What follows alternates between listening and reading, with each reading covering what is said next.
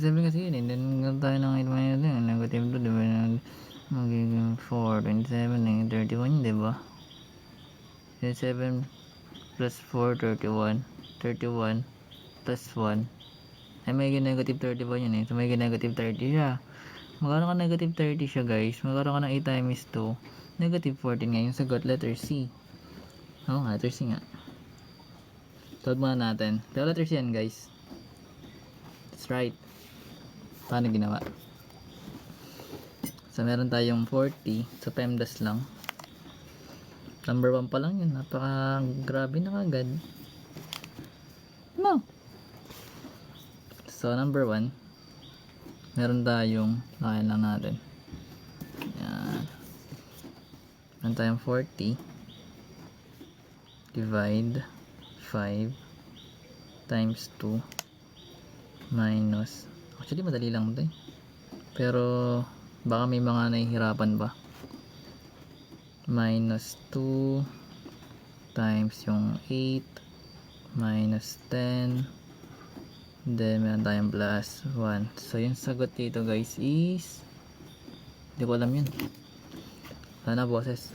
Kaya na pa ako lang boses. So meron tayong ano guys, given. Actually pwede mo ito simplify ito, pero kung sundan mo yung rules, pero so yun eh. Actually pwede natin simplify guys oh.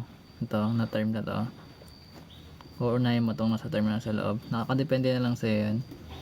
So pwede natin ito unahin kasi magkaroon ka dyan ng 8. Then copy mo yung 2. Paisa-isa lang gusto mo. Pero kung kayang pagsabayin, pwede mong gawin yan. Diba tayong subtraction dito. Then yung 3 cube magiging 27. Kasi 3 times 3 times 3 yun.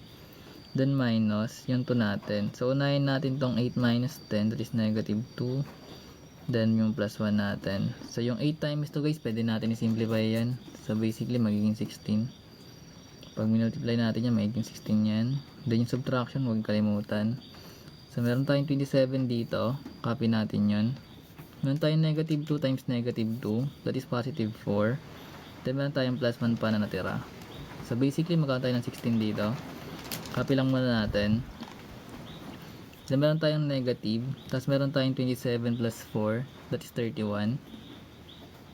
Then plus 1. So meron tayong 16. Pag i-distribute natin negative sa loob ng parenthesis or ng bracket natin, magkakaroon tayo ng 16 minus 31 dyan. Plus 1.